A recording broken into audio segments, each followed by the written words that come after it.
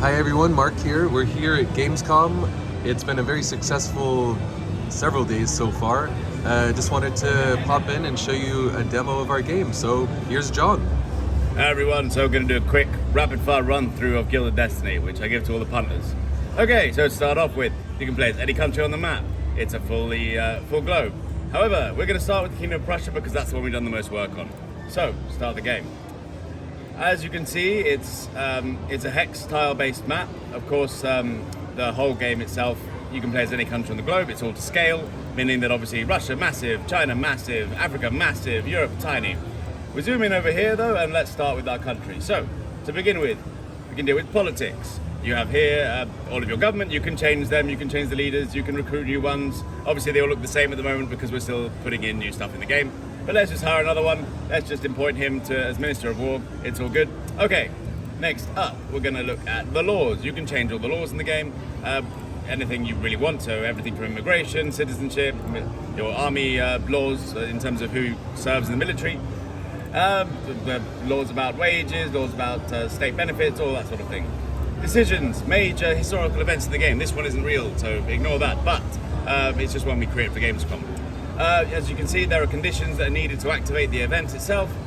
So you have events and decisions that will turn up during the game, and they will follow history, but equally you have the opportunity to diverge from history as well, meaning that essentially you have the freedom to choose your own path.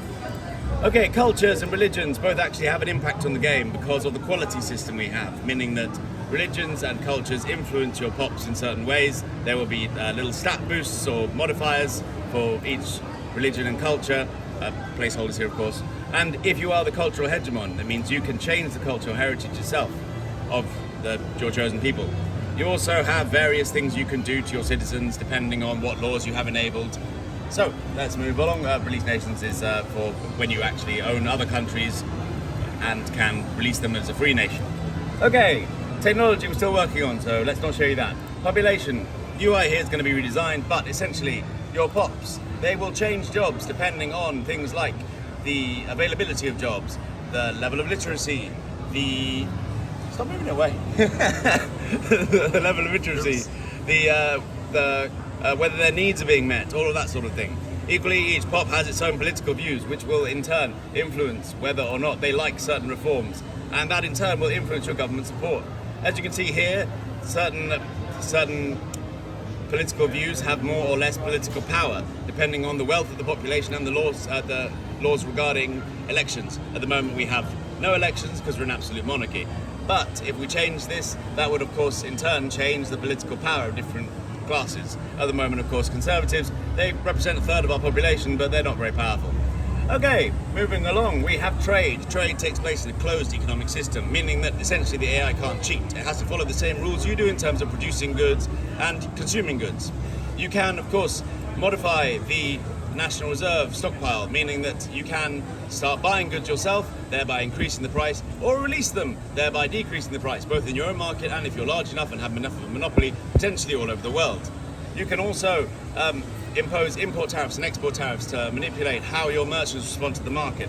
Normally your merchants will just go wherever the prices are highest. So of course, if that means that your pops aren't getting any of the goods, you might want to whack a big old export tariff on that. Of course, your ability to whack on export tariffs and import tariffs will depend on the policies you have enabled. As you can see here, sometimes the pops will have enough goods within the market but won't be able to afford them. So you need to keep an eye on whether or not your pops are actually getting paid a fair wage and whether or not the goods in your prices are too high in price.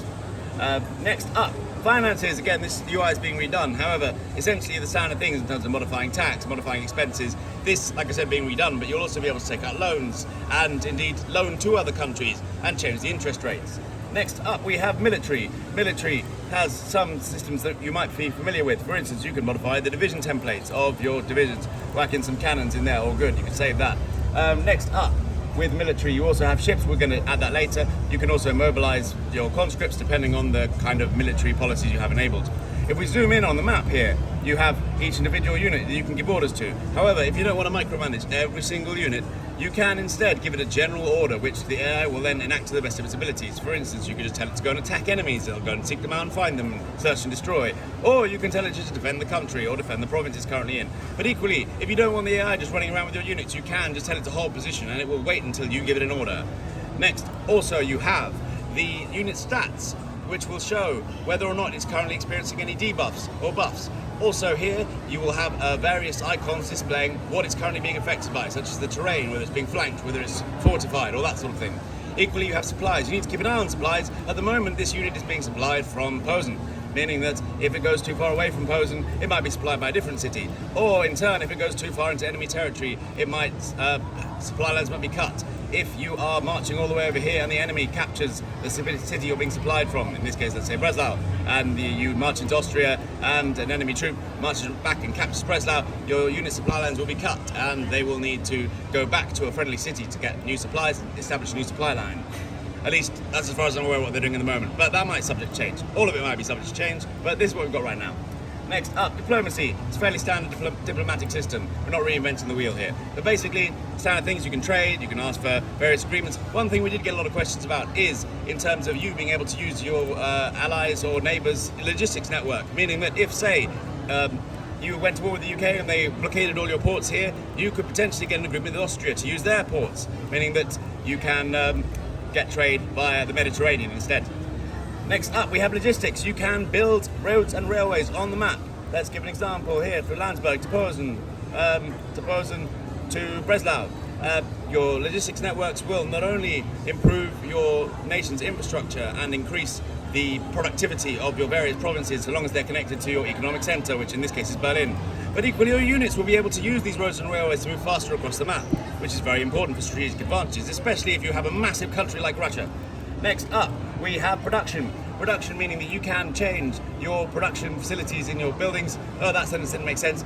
But you can essentially change the production formulas. If you want to produce different goods, you can do so. If you want to change the formulas in terms of adding, machinery or coal in certain cases to your production formulas, you can indeed do so.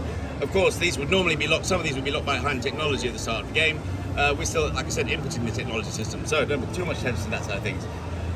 In terms of buildings, we're still working on this. This isn't the UI we'll be using, but you can build countryside buildings out in the countryside, of course, like plantations, farms, and various resource deposits. However, cities will be kind of similar to that in terms of you just click on the city and add buildings to the city. The old system we had with this kind of thing is being scrapped because unfortunately we tried the gameplay, it didn't work very well. I mean, it worked, it just wasn't very fun. Next up, in terms of modability, you can of course change your country name or even your flag. Fairly easy to do. However, in more general terms, the game is designed to be modded. So if we take a look at the editor, this is the editor we actually use to make the game in, and you can modify anything in the database itself. So anything you want to change the countries, laws, economy, anything is editable.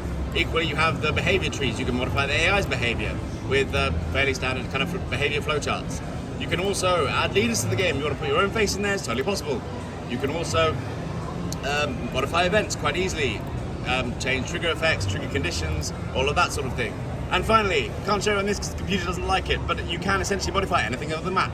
Because of the tile-based system, which is why we designed it that way, you can very easily change the terrain entirely. You want to turn this into Middle-earth or Westeros, you could do that. You want to stick out into the middle of the sea, you can do that. You want to cover Germany and mountains, you can do that. Anything is possible. Right, well, I hope you enjoyed the game. Thanks very much. And sorry if that was all a bit fast, but yes, let me know if you have any questions. Bye for now. Yeah, thanks for watching, everyone. That was John, our content designer, giving a well-practiced spiel of our demo build here at Cologne. Thanks for watching.